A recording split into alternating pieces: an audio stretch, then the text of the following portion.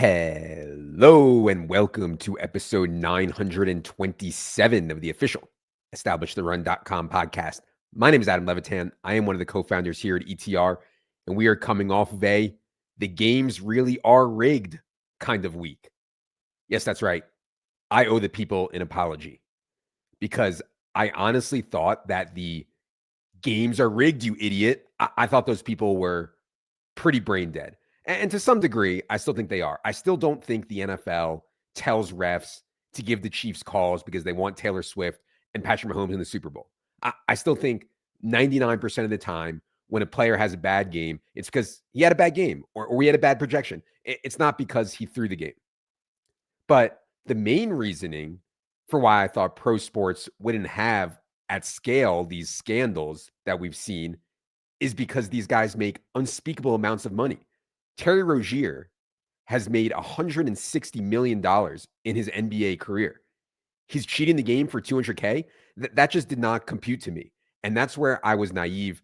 That's where I was wrong. Because who the hell knows what kind of trouble these guys got in? I have no idea. I'm just speculating. But let's say, hypothetically, you're stuck 25 million to the wrong kind of people. And then when they say, hey, pull yourself out of the game with a quote unquote injury in the first quarter, maybe you got to do it. And that brings me to the crux of this issue, what I really wanted to talk about today. Has the repeal of PASPA, has legalized sports betting in the United States, has that made this stuff, these betting scandals, occur more? Or are we just catching it more now? So obviously I sit in the circle of people who benefit from this stuff, benefit from legalized sports betting, pro bettors, people in the sports betting community. And all these people are coming out vehemently saying legalization is good, has been good for the following reason. This stuff, the rigging and throwing games or whatever, that's been going on at some level for years and decades since the beginning of sports. I mean, the Black Sox scandal was fucking 1919, over 100 years ago. We've seen the Arizona State thing, tons of tennis matches, all kinds of stuff. And so the great thing about legalization is that it is 5x, 10x, maybe even 50 times easier to catch these scandals now. Bookies and offshores, they can't go to the authorities and say, oh, there's a lot of irregular bets coming in on this one thing. Something is up. Come see, I have the data at my illegal bookmaking operation, But at legal sports books like DraftKings, FanDuel, whatever, they're a victim of match fixing or rigging. They stand to lose an incredible amount of money on rigged matches. They are highly incentivized to work with the authorities, to work with the leagues, to stop anything nefarious, to make sure the games are on the up and up, And so if you try to bet $1 million on Jonte Porter unders, flags are going to go up immediately. It's not hard to see. So that's all true. The people in my circles, they're not lying. The flagging and the transparency and ability to catch people, that's important, and catch them quickly and immediately. That's important and that's great. That will keep the integrity of the games better. So in that sense, 100% legalization, PASPA repeal has been better for that, no doubt. But I think what some people are leaving out is important too, if we're trying to be honest. 5 years ago, 10 years ago, 15 years ago, at offshore bookies, even legal books in Nevada and New Jersey, whatever, you could not bet fucking Jonte Porter unders on rebounds plus steals. No one was putting up lines for the ninth man on the Raptors. So now, since legalization, the thirst for player props is so strong that there are lines and markets on literally every player in every game, including bench guys. And that's been great for ETR. Like, if I'm being honest, that's been great for ETR. That's been great for ETR subscribers. Like, we are hyper focused on this stuff. We are very, very likely to beat the books when they're putting up alt lines for Calvin Austin rushing yards and Peyton Watson turnovers and all this stuff. So not only has the player prop market changed by adding every player to the menu, even scrubs, but now let's add in another element of this, which is single game parlays and regular parlays. It's effectively betting with massive leverage, which changes things in a big way. So even on clean accounts, even if you know what you're doing, maybe you can get 5K on a prop or 10K if you're a real pro at it, like a real pro with a network and everything. Well, but whatever, even if you're good, you can get that much down on a prop, 5 or 10K. It's not that much money, whatever. But thanks to single game parlays and the parlay craze, now you can go out there and you can do $20,000 single game parlays around Terry Rozier or Jonte Porter or whatever. And now maybe I can win $1 million, right? So thanks to SGPs and parlays and being able to take the 9th man on the Raptors or the 8th man on the Blazers and turn those into single game parlays, now you get to real money. I mean, millions, where there's more incentive for this shady shit to go on. And so my point is, yes, the transparency and ability to catch this stuff is much, much better with sports betting legal. If we ban player props outright, it'll just go offshore. It'll go to the street bookies. We'll be far less likely to catch foul play and all this money that states are getting from the books on taxes, on share of revenue, on fees, whatever. All this money the states are getting, that'll go offshore also. I do not think we should ban player props. But at the same time, if you wanted to tell me that we shouldn't have lines on the 9th man for the Wizards, we shouldn't have lines on the 4th wide receiver for the Dolphins or the 3rd running back for the Chiefs, if you wanted to tell me that we shouldn't have lines on that stuff or that we shouldn't be able to parlay that kind of stuff together in SGPs, yeah, I might agree with you. Or I'd probably agree with you. I'd at least want to look at it more. So yeah, this all sucks, man. You know, I hate now that anytime something happens, the first thought in most people's heads will be, it's rigged. I lost my bet. It's rigged. There was a bad call in the game. It's rigged. They just assume someone is cheating because of sports betting. And they think it's because of legalization. It's not because of legalization. This stuff has gone on, but legalization has been a factor, as I just talked about. I think back to Kings Lakers 2002 playoffs. I remember watching that game, man. You know, I was in college. This was, you know, an awesome matchup, Kings Lakers, and yeah, looks shady in hindsight. 2018 Saints Rams NFC Championship game. I've read a few of the Tim Donaghy books. You know, it all sucks. It all sucks. The other part of the case that broke last week was this poker home game scandal. I know nothing about this. I want to be clear again. I'm just speculating. But man, maybe I'm a hardo, and I probably am, but I consider this stuff to be like all in the game. If you are a pro poker player or a semi-pro, you get invited to some home game, your antenna should go up immediately. If you play well, you are not wanted in any home game, most likely. I mean, some pros are, I get it. They're great dudes. You know, they bring a lot of money. They get drunk. Some of these guys blast off, whatever. But still, your antenna should be up. And for me, being the paranoid fuck that I am, I just go into any situation like that with a baseline assumption of I'm getting cheated somehow. Let me try to prove otherwise. Not the other way around. Not, oh, hey, I got invited to play with a bunch of celebrities and athletes. They're terrible at poker. So cool. I'm going to assume the game is legit unless I notice something is off. You know, that's the backwards way that I would think about it. So yeah, it is ridiculously greedy and scummy to cheat a poker game or cheat in any form of gambling ever, you know? But I don't think anyone really wants to complain to the authorities about it, or I don't know. I mean, I've only ever heard of people being like, yeah, I went to this game, I got cheated. Wasn't expensive. It was an expensive, but good learning experience. I'm only playing the casinos now. You know, I've never heard of the fucking FBI's involved. So it's all super interesting and wild. We'll see how it goes. All right. As for the DFS slate from week 8, want to start with tournaments. 2 takeaways from tournaments for me. First, on the Drake London late scratch news. Historically in DFS, late news has been incredibly valuable from an ownership perspective because the field doesn't react. You know, people are at brunch, they're at their kid's soccer game, they're fucking. I mean, who knows? So historically, I'd be like, yeah, Darnell Mooney would come in at half the ownership he should be when Drake London is scratched late. But these days, I just think people are on it more. And shout out to Brat and Leone and Dink and Mark and everyone else. They were working on our ownership projections to account for the Drake London late scratch. And they got Darnell Mooney up to 37% in small field projected ownership, 31% in large field projected ownership for us, which, man, I thought that was a lot for a player who only became a clear play 90 minutes before lock. But they were right, at least in high stakes. Now, Mooney was only 14% in the $3 GPP. He was only 18% in the $20 Millie Maker. But he got up to 34% in the big 333 buy-in on DraftKings and 37% in the big 1K on DraftKings this week. So I just underestimated the field's willingness and ability to switch to that much Mooney. I had 6 tournament teams on Sunday. I played Darnell Mooney on 3 of them. But man, given the way he's played this year, it's tough to play any 37% owned wide receiver, let alone one that we have questions about his current abilities and quarterback situation, frankly.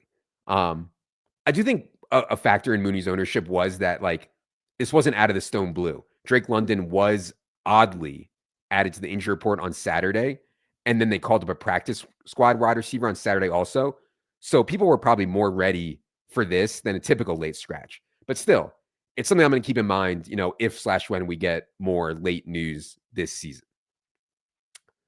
Other thing on tournaments, I had my first, reasonable week in a while in tournaments. The key for me was Saquon Barkley.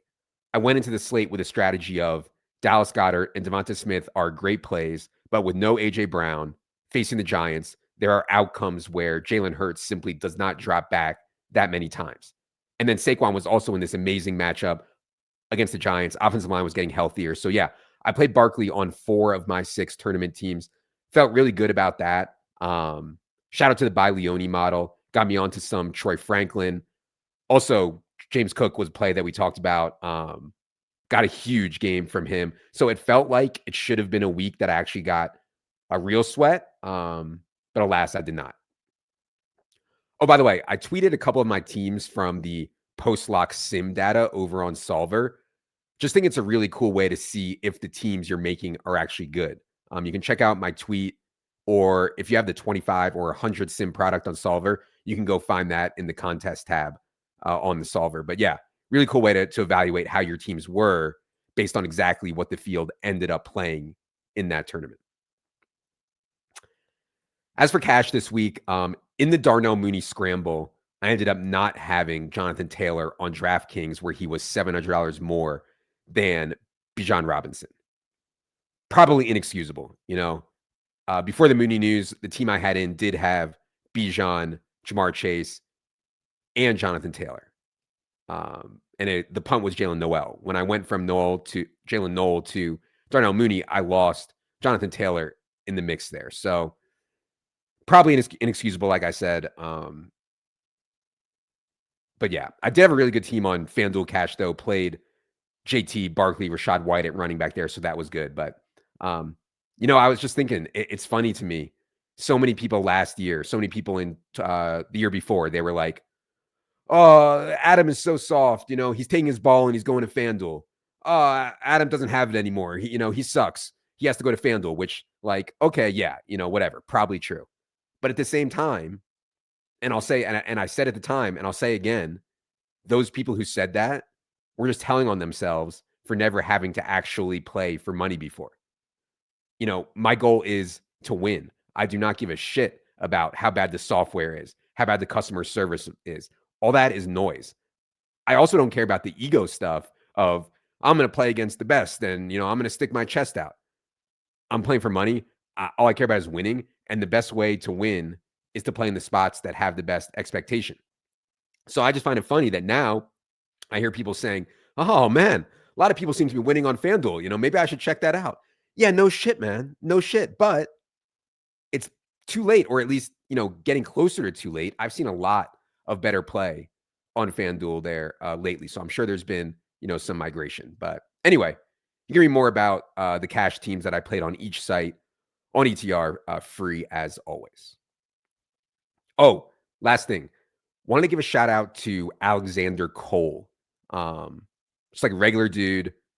He's boys with Tyler Fulham, who we had on the show this summer, but he won $1 million in DFS week 7, and he was really gracious to answer some questions for us in terms of his process, etc. So I was actually going to have him on the show this week, but I thought that the article was just really good and the same questions that I would have asked him about his process and thoughts, etc. So definitely recommend checking out the article. It is in the menu under the team tab.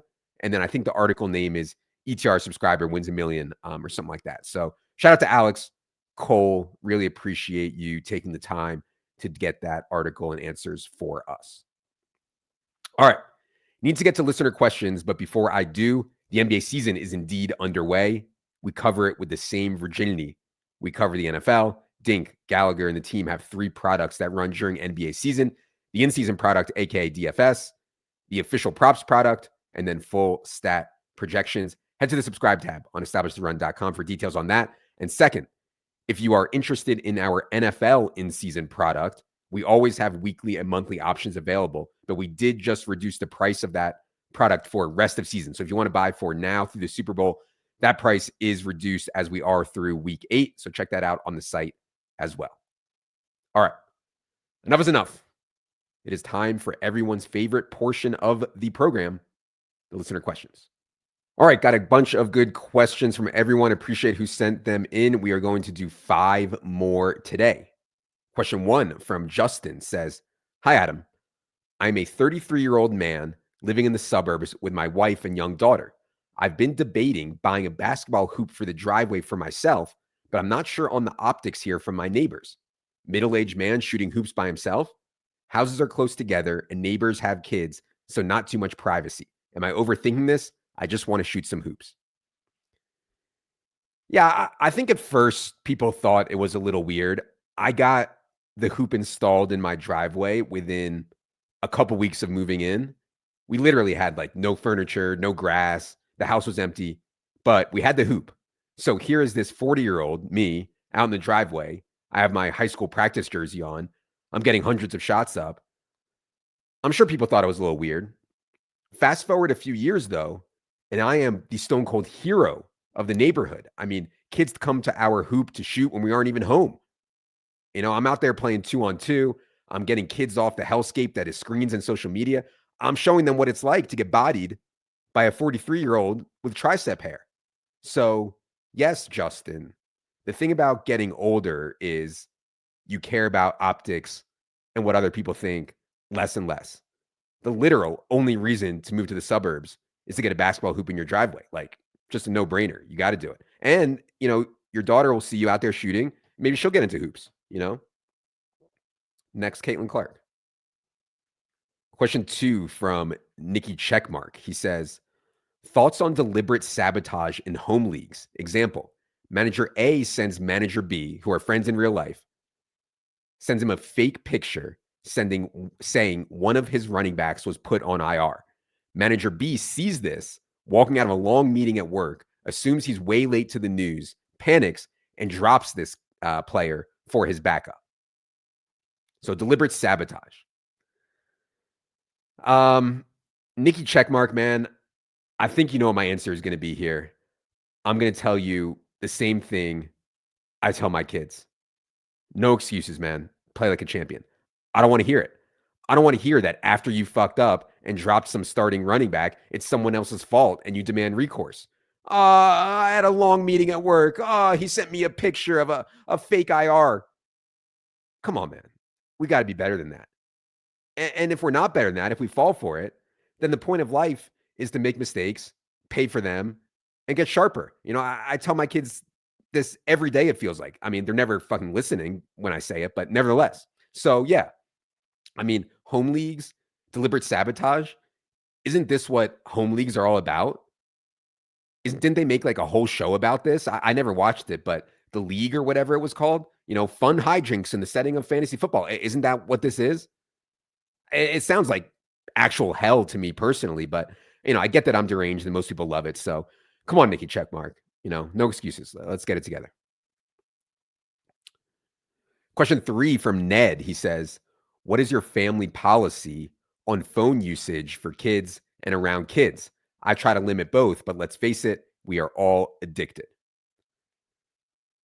Yeah, I'm sure some people think I'm exaggerating here, but I think this issue is one of the most important issues facing our society today. And I don't say that lightly. I mean, social media is dividing us and showing us and inciting us in ways that is just so bad for society. And then if we flip it over to the kids stuff, I've got kids coming to my house with their iPads for a sleepover. And the whole time, they're each on their own iPad looking at Lord knows what, probably some horrific scrolling of literal garbage that's fake, and meanwhile, my kids are whining to me. They don't have an iPad. They don't have social media. All their friends do. Um, One way to change the path that we're on, I think, is just to set a different example. And this might be impossible. I know it's hard because, as Ned said, we're all addicted, including me. But when I am around the kids, I try to never let them see me staring at my phone. It's impossible. Sometimes they do, for sure. But when I'm with them, when they're around, I just try not to do it. How can I say no phones for you, no social media when I'm on it? And that's kind of a whole separate issue. But words don't mean a lot to kids. Actions do. If you want your kid to always be nice to the waiters and waitresses in restaurants and leave a good tip, then you better do that. If you want your kid to only drink water because it's a life hack for health, you better not be out there with soda and beer and apple juice or whatever else. You better only be drinking water. If you want your kid to be good to his future wife, you better be great to your wife. If you want your kid, to be a whiny loser after he gets cheated in a poker game or whine after he falls for a fake IR report, then yeah, you better whine. So all jokes aside, though, it's tough to actually like walk the walk on this stuff and not just say stuff to the kids. But what it's done for me, at least, is made me more focused on executing my life in a way that I would want my kids to, which I think has been good for me, and hopefully good for them. But anyway, I got off track there. Back to the phone stuff. So I am on my phone all the time for what I would consider work related stuff. I'm getting messages in Slack 24/7. I'm following NFL news literally 24/7. There's always an ETR fire to put out. There's always an issue that needs handled. There's always more that I can do, and that's all on my phone.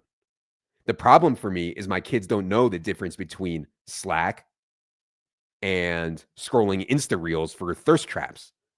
You know, no one knows the difference. I think they assume if I'm staring at my phone, I'm texting someone else, AKA someone else is more important to them in that moment, more important than them in that moment, or I'm scrolling social media, AKA ruining my brain. So I could tell them, I could tell my kids, oh, yeah, I'm staring at my phone now, but I'm actually talking to the guys about whether we should have Jamar Chase for 34.5% of the targets or Jamar Chase for 69.420% of the targets. This is very, very important stuff. I could say that to them, but then again, talking doesn't mean anything.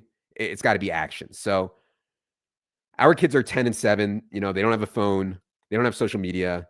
They're not allowed to watch YouTube. We're going to stick with that policy as long as we can.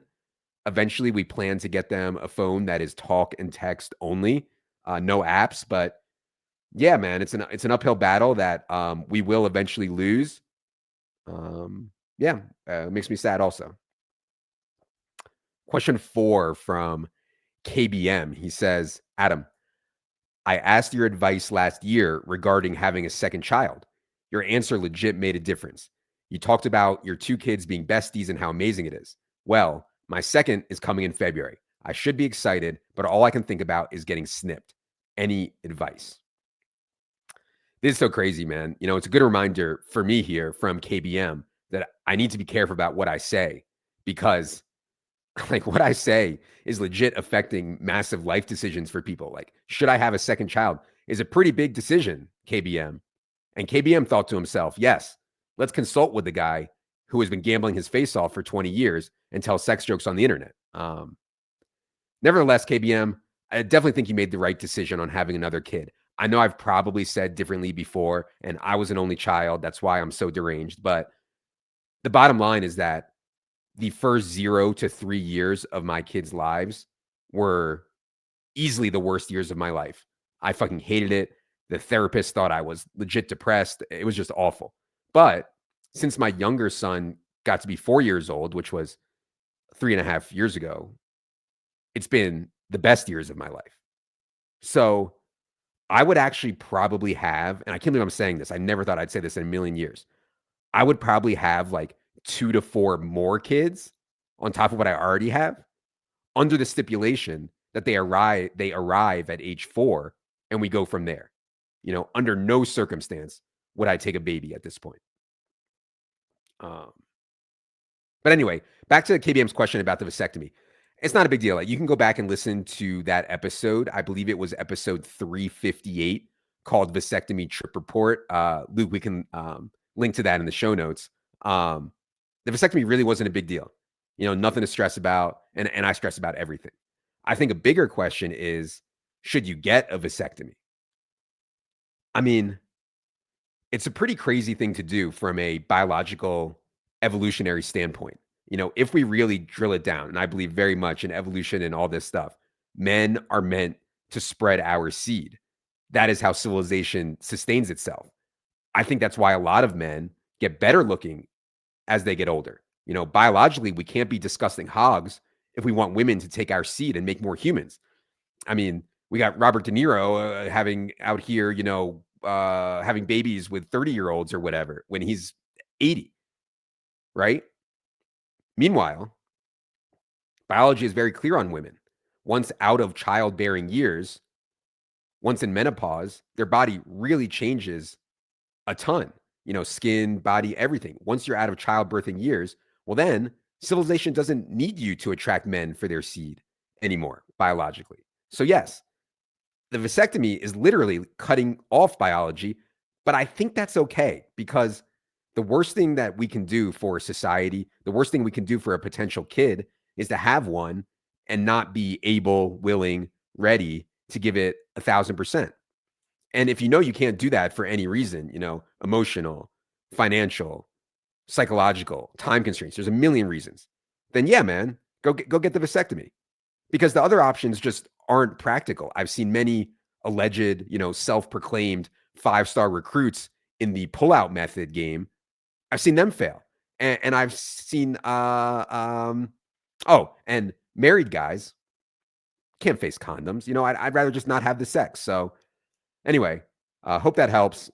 Godspeed, KBM. All right, question 5. Last question we're going to do today comes from Kendall. Kendall says, I am one of the unicorns, a woman, that is a longtime subscriber. I love the content you put out there. I feel like I'm spying on something I'm not invited to with all the dick jokes and sex jokes. Look, I know they say opposites attract, but lately I've come to the conclusion that opinion might be dog shit. Do you think men who consume ETR content like me would be interested in dating someone that is like me? Or do they prefer DFS to be a separate hobby from their female partner? Is it too much to ask to want to chest bump tits to chest with my main guy during a Sunday afternoon sweat? My God, what a question. Things are really getting out of control now. We are only in week 9, and I've already heard from 3 separate women who listen to the solo pod. I mean, that had to be like plus 2,000 to hit. Kendall's question. I've already talked on here about how deciding who you marry is likely to be the biggest decision you will ever make in your life by a pretty wide margin.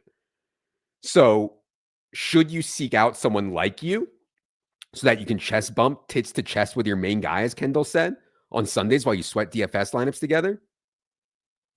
I honestly don't know. I think both ways can work. People that you're similar to, people that you're different from. I think both ways can work. But I think we should find out. This reminds me of that old dating game bit that Stern used to do. He did it with JD, which, was just incredible. He also did it with some of the whack packers.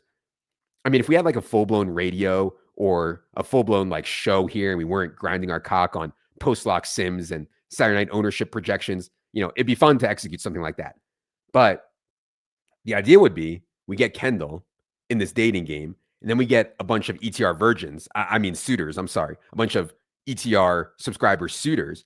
And then they compete for her affection in our own socially awkward incel ways. That would be an entertaining show. But anyway, in the meantime, before we can actually execute on that, I never thought I would enter the pimp or matchmaking streets. I mean, really, what a wild run out. But if you want to meet Kendall, feel free to submit an application to hornyvirgin69@hotmail.com, and we'll see if we can set it up. She is an ETR sub. She is not put off by dick jokes. Does anything else really matter? Seriously, though, I'm going to tweet this out on Monday afternoon. If you want to meet Kendall, you can reply there. I'm sure she'll be reading the replies. If she wants to reply, maybe she will. All right. That is going to do it for another edition of the Solo Pod. For anyone with in-season product, first run of projections for Week 8 will be out by Wednesday night.